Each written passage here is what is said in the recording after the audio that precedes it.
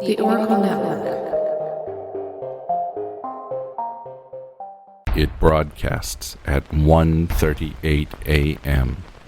from the very center of hell. October Pod. Finally, a retro horror show which offers to bold individualists a look into the maddening space between nightmare and nostalgia. True horror stories and found footage beyond anything you've tested. October Pod, offered by OctoberPodVHS.com in black and white and color. Caution: to avoid fainting, keep repeating. It's only on YouTube. Only on YouTube. Only on YouTube. Only on YouTube. Stream as much as you can.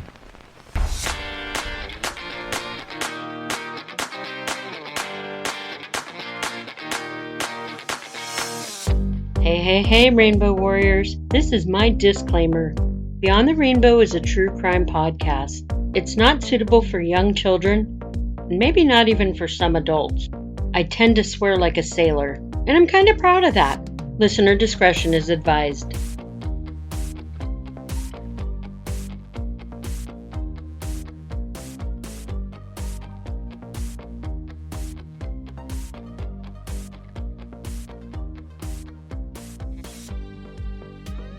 Hey there, Rainbow Warriors, and welcome to Beyond the Rainbow, True Crimes of the LGBTQ+.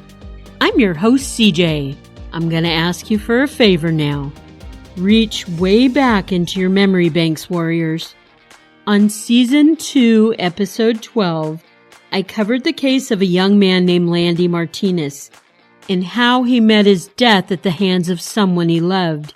The series Forensic Files 2 on HLN is deep diving into how they obtained the evidence that put Landy's killer away for life. Take a listen.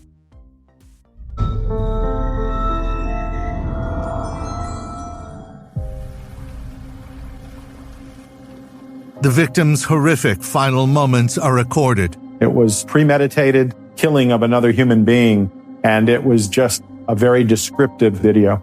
For some killers, even murder is not enough. It's hard to watch another human being that's being tortured. Despite the violence, forensic clues are in short supply. It's a constant process of trying to think ahead and where the case may take us. But the killer's video ultimately provides justice for his victim. Him spending the rest of his life in jail, having to reflect daily on why he's there, will be the torture that he deserves.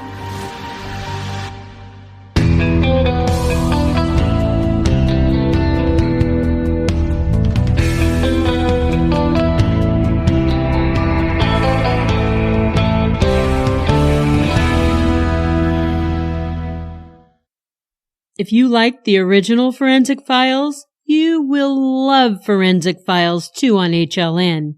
This episode on Landy Martinez premieres this Sunday, August 1st at 10 p.m. Eastern Time, 9 p.m. Central, and 7 p.m. Pacific on the HLN network. And maybe re-listen to my Season 2, Episode 12 to reacquaint yourself with Landy's case. I don't say it nearly often enough, but thank you to all who listen to this podcast. I seriously needed something to do besides crafting and walking my dog when I moved to Louisiana. That was over 2 years ago, and that would make this podcast almost 2 years old. I got an anniversary coming up. I've always loved writing and storytelling, and this has been a wonderful creative outlet for me. And I just wanted to say thank you for the continual love and encouragement. Bet you didn't know I'm on the socials. You can find me on Twitter, Tumblr, and TikTok as Rainbow Crimes. I'm on Facebook and Instagram as Beyond the Rainbow. I have a merch store at tpublic.com under Rainbow Crimes. and a Buy Me a Coffee account also under Rainbow Crimes. Links to both of those are also on my website at beyondtherainbowpodcast.com. Another thing on my website are links to missing but not forgotten LGBTQ plus people. This episode's missing but not forgotten is actually our very first international person. Born Daniel Kubbelbach in West Germany, Daniel grew up in a home with an abusive mother. The excuse for the abuse? His mother didn't want him born a boy. She wanted a girl. This took a toll on Daniel's childhood, along with the physical abuse he endured. Daniel did his best to be the little girl his mother wanted. I believe his mother's abuse is partly why Daniel suffered from gender dysphoria. At the age of 18, Daniel entered and appeared on the first season of a German television show for wannabe pop stars. It was Germany's version of American Idol. Daniel did well, and he came in third place for the season. This debut launched a singing career into action for him. Daniel signed a recording contract, released an album and 4 singles. He was now considered a German pop star. Daniel also came out as bisexual and then later as gay. He continued to try out his acting chops in a couple of German movies and television shows. He even appeared in Germany's reality show Big Brother Season 6. By 2018, at the age of 33, Daniel was transitioning into a woman going by the name Lana Kaiser. Lana had been taking female hormones and had plans to go through with the surgical procedure. That is, until she went missing. Lana just happened to be on a cruise leaving Hamburg, Germany, August 29, 2018, on the way to New York, and she disappeared from the ship on September 9th. Witnesses say in the morning hours, she jumped or fell overboard near Canada. It was near St. John's, Newfoundland Island, in open waters, into the Labrador Sea. The water was gauged to be pretty cold at the time. The cruise ship went back to look for Lana, and the Canadian Coast Guard searched via rescue boats along with an air search. Both proved to be unsuccessful. The following day, the Coast Guard gave up their efforts. Nothing more has ever been heard from Lana. Did she live? Did she die? It's been almost 3 years, and unless a body arises, we might never know. Any information that could help solve this mystery can be directed to the Royal Canadian Mounted Police in St. John's at area code 709-772-5400. Our main case this episode is a Rainbow Warrior suggestion. A big thank you to Jared Ashworth and his hubby. Hey there, guys! Jared's a doll, and he DMs me once in a while on Instagram. I thought I knew the story he suggested until I went to research it, and although I've heard the killer's name before, I did not know this story at all. With that, warriors, we definitely want to hold tightly onto our unicorn's mane and redust ourselves with protective glitter for this ride. He was such a sweet little boy, said his mother, Jeannie. He was charming, kind, and had the biggest smile. All that would change when he was 8 years old. He had 2 siblings, both older than he was. His eldest sibling, Jennifer, was 20 years older. His brother, 10 years older. I'm guessing the boy was an oops, like I was. My sister is 14 years older than I am, and my brother 10 years older. The boy's sister, Jennifer, was his favorite. She was his hero. He loved her so much. But then she was taken from him. Jennifer's ex-boyfriend, George Strickland, was angry that Jennifer had broken off their relationship. He wanted to win her back, so he dropped by her house one evening in 1995. George had tried using his key to get into the home, but Jennifer had the locks changed. Changing the locks made her feel safer for herself and for her toddler daughter. Finding that the locks were changed, George was enraged. He kicked in Jennifer's front door and he found her on the house phone. She was trying to call for help. George grabbed Jennifer. He dragged her outside of the house and he put a bullet in the back of her head. Jennifer's neighbor found her in her driveway dead just before midnight. Her toddler daughter was not harmed. Jeannie went into her 8-year-old son's bedroom that day after Jennifer's murder occurred, and she broke the news about his sister to the boy. The little boy screamed at his mother. He called her a liar. He would not believe his hero's sister was dead. From that moment on, the little boy, well, he'd be referred to as a lot of things, but never again as sweet. His mother, Jeannie, had said something in her son Peter Avsanu turned dark and menacing the day she told him his sister had been killed by her ex-boyfriend, George. Life for Jeannie and anyone that Peter had contact with would never be the same again. That year, Peter's angst grew. He was bitter and hateful. He'd scream, he'd throw things in anger. He told his mother he wanted to do something bad so he could go to jail and kill George. His mother said she didn't know what to do, and she just hoped that his anger would eventually subside. Therapy sounds like a really good option here, don't you think, warriors? But no. Jeannie just prayed it would pass. Incidentally, some brainiac in Peter's family bought him a pocket knife. Because we all know the best gift to give an angry child is a knife, or a gun, or matches. This pocket knife sparked a fascination with knives in general for Peter. Soon he would get more knives, bigger knives. He would spend hours sharpening his collection of knives and looking at them. Peter continued acting out, and he would look at Jeannie with his cold black eyes, just daring her to reprimand him. He would even threaten his mother. Jeannie was scared of Peter. She was scared of his knives, and she was scared of his rage, but she did nothing to really discipline the child, nor did she remove his knives. She lamely cast blame of Peter keeping possession of the knives on his stepfather, because his stepfather had said, "It's a manly thing for a boy to have a knife." I'm sorry, who's the fucking parent in this household? Honestly, I don't think there was one. One day, Peter took one of his large hunting knives. He picked up the family dog, and he asked his mother, "Just how easy do you think it would be to slit the dog open?" Jeannie commanded Peter to put the dog down and to leave her sight if he knew what was good for him.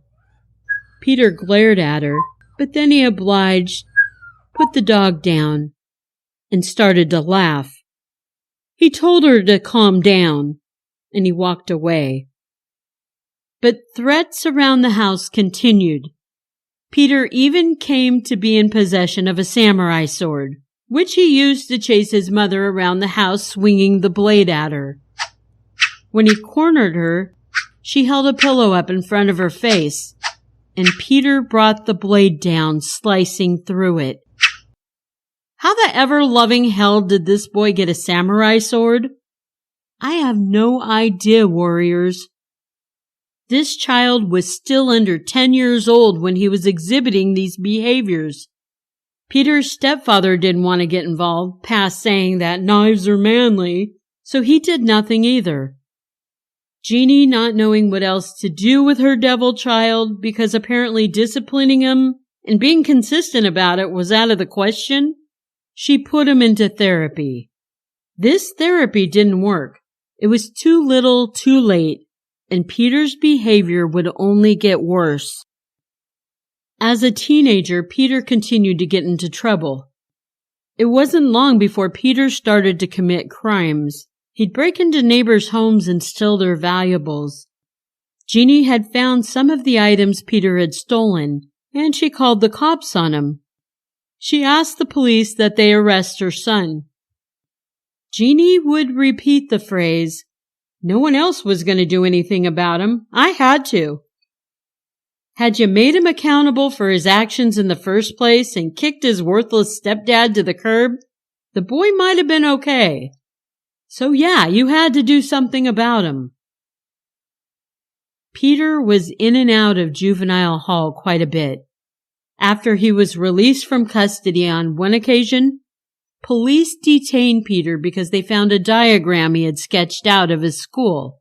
He had plans to blow his school up and kill certain students that angered him.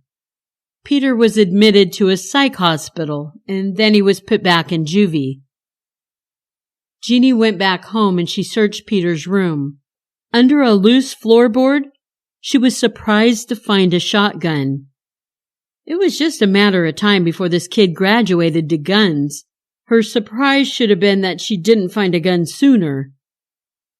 Jeannie had also found a briefcase Peter had hidden. Inside the case were bullet casings. One of the casings Peter had written the word "Mom" on. Peter was put into a facility for teens with violent behaviors. He was also put on medication to treat his mental disorder, although as far as I know a diagnosis wasn't given yet. Dr. CJ says crazy as fuck would have been a correct diagnosis.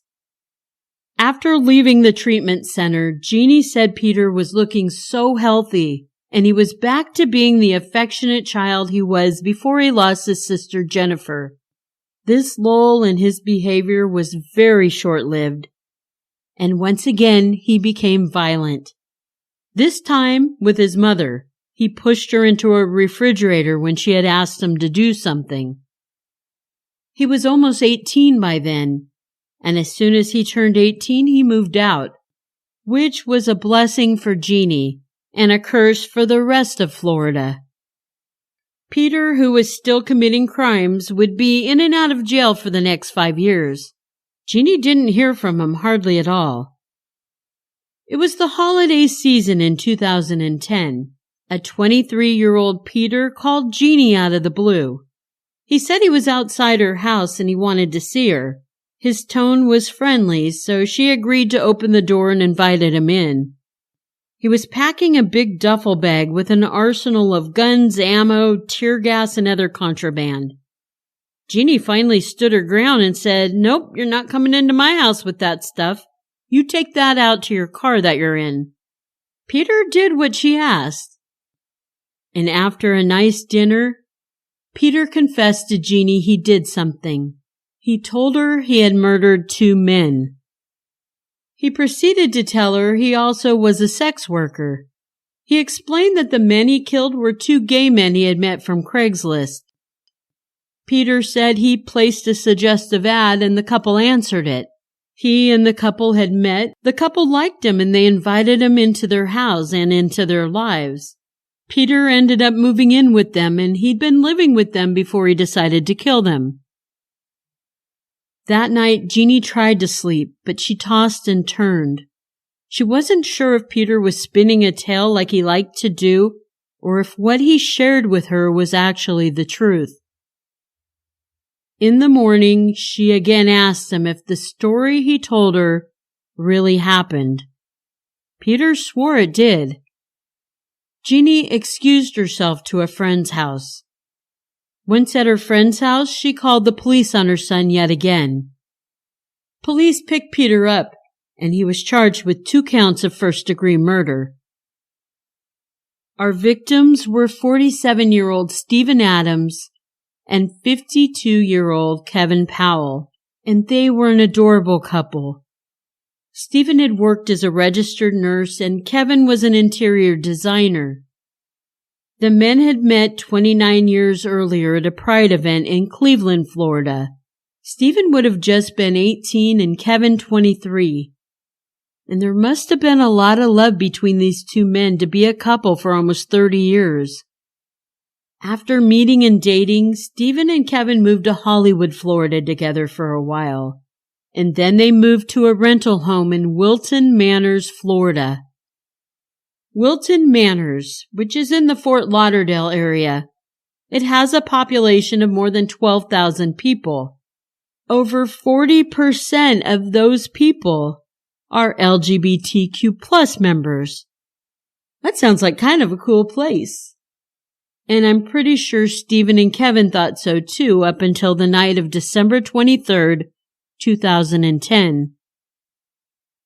As most everyone was getting ready for Christmas with decorations, wrapping gifts, singing carols, an absolute bloodbath of horror was taking place in Stephen and Kevin's house. Peter attacked both men by shooting and stabbing them repeatedly. Stephen, who was trying to save his love Kevin, was shot 8 times. Both men suffered cuts to their heads, arms, and hands. 2 days later, Christmas came and went.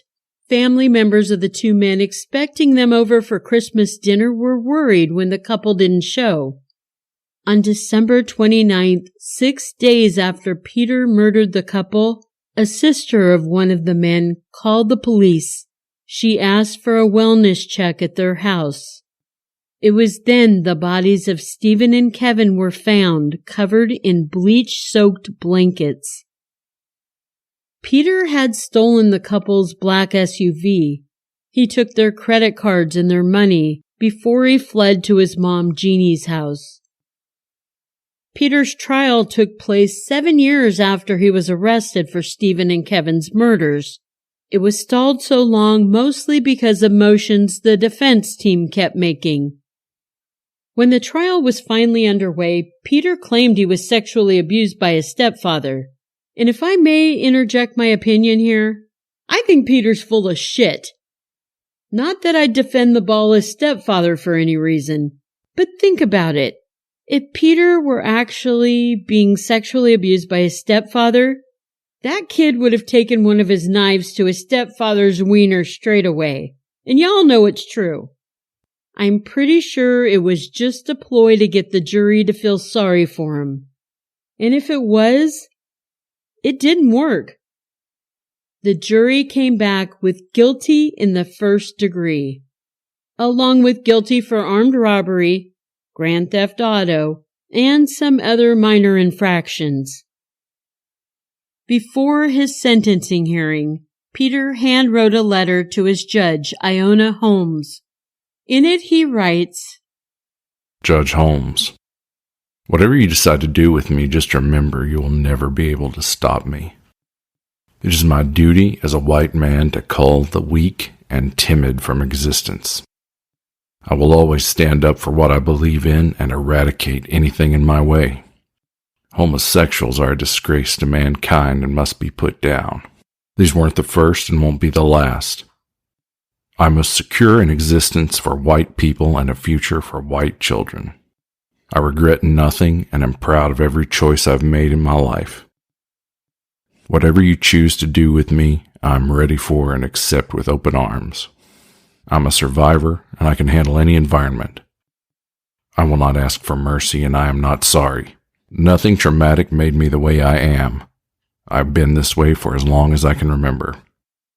It started with animals, ducks, cats, frogs, snakes, squirrels, possum, etc. Then that wasn't enough. They were too easy. I can't put into words the feeling of ending a life. It's euphoria at the least. Do what you will. I fear nothing and am ready to continue my life's work. If you only knew how many there really were, you would faint. No mercy. Peter Avenue. So now this narcissistic sociopath believes he's a white supremacist? Peter really should be committed to a psychiatric hospital. But even there he'd be a danger to anyone who came in contact with him. At his sentencing, Judge Holmes spared no mercy per Peter's request. As she was reading his judgment, Peter flipped her off, and he also gave the middle finger to the victims' families. Peter was sentenced to death, and he stays on death row in a Florida prison. His mother hasn't heard from him, and she's not tried to contact him. In hindsight, it's easy to see how many mistakes were made in raising Peter.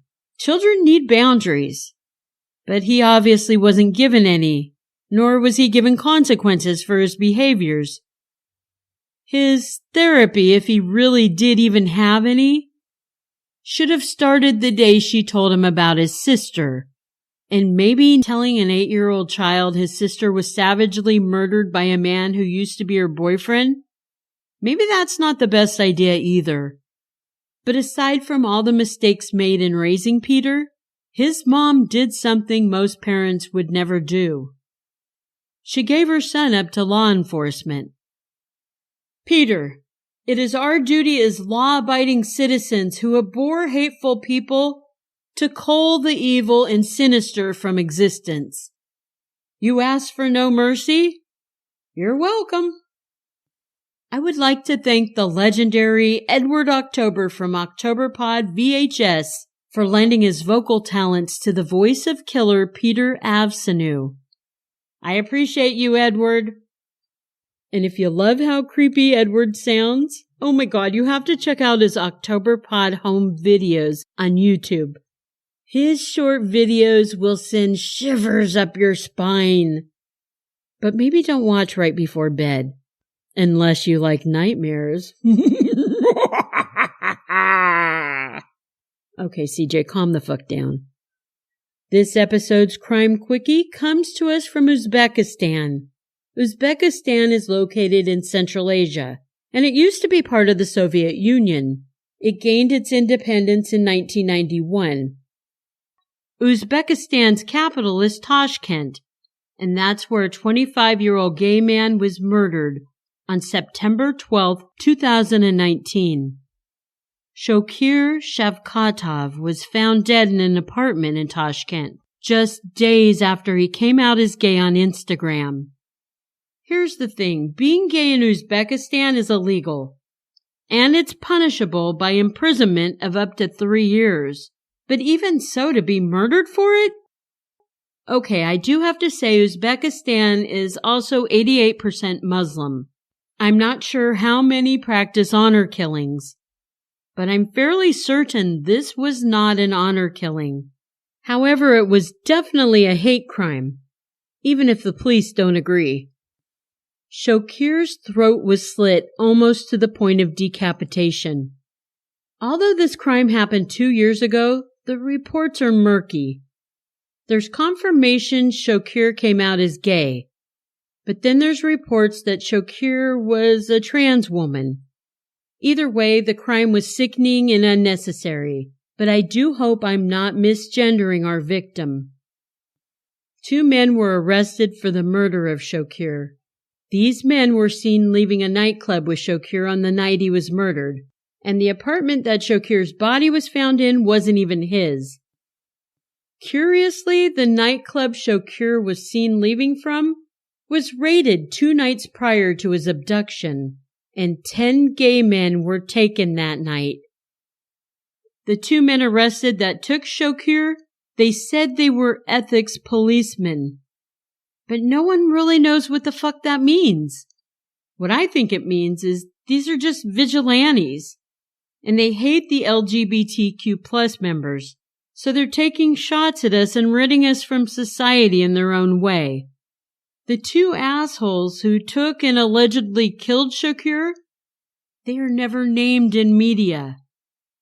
Not long after the news of Shokir's murder was announced, a prominent LGBTQ+ activist in Uzbekistan made a video appeal asking Uzbekistan's president to decriminalize homosexuality. The president never responded, and the country's law remains. Hey, it's fucking 2021. Get over your bad selves. We're queer, we're here. Accept us for a more peaceful world, Uzbekistan. Rest in power, Shokir. Love you, Rainbow Warriors. And remember, it's not a crime to be gay. Unless you're a murderer.